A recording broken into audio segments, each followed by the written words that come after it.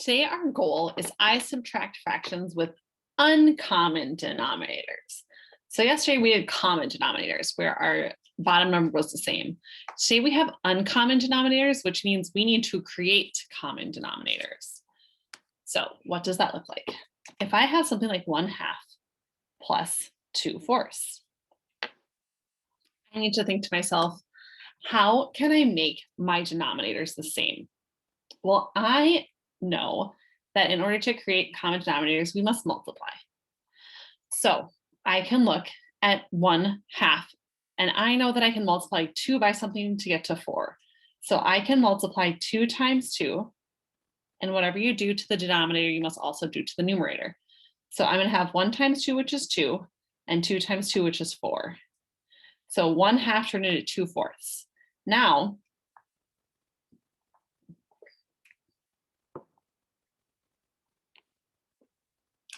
I can subtract my 2/4.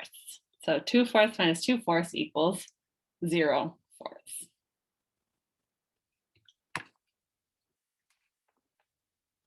So we start by multiplying.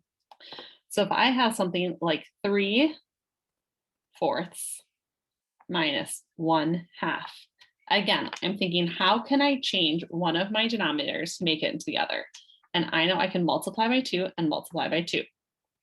So 3/4 minus 1 times 2 is 2, and 2 times 2 is 4. So 3/4 minus 2/4 is 1/4.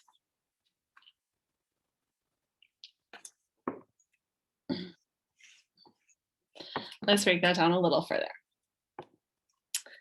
If I have 4/5 minus 2/10, the first thing I need to do is create a common denominator. Right now, because 5 and 10 are different, they are considered uncommon. So I need to create my common denominator. So I need to think about which one of these can I change.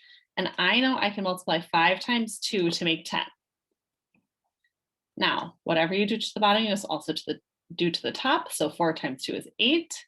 And I have 8/10 minus 2/10. Now, I don't need to change my denominator anymore. I just need to do my subtraction with my numerators.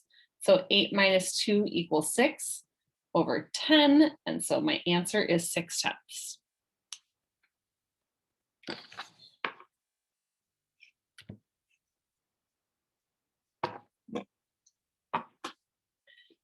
If you had something like 2/3 minus 1/6.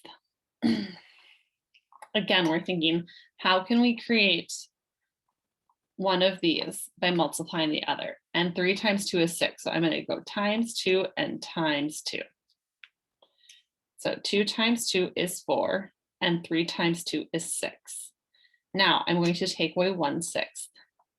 Because my denominators are now the same or common, it stays as a 6. So now I just need to do 4 minus 1 with my numerators, and 4 minus 1 is 3. And my denominator is the same, so my answer is 3/6. So as you go through and you subtract fractions today, make sure that you are creating common denominators in order to ensure that the numbers can be subtracted from each other. Good luck, scholars. I look forward to seeing your work.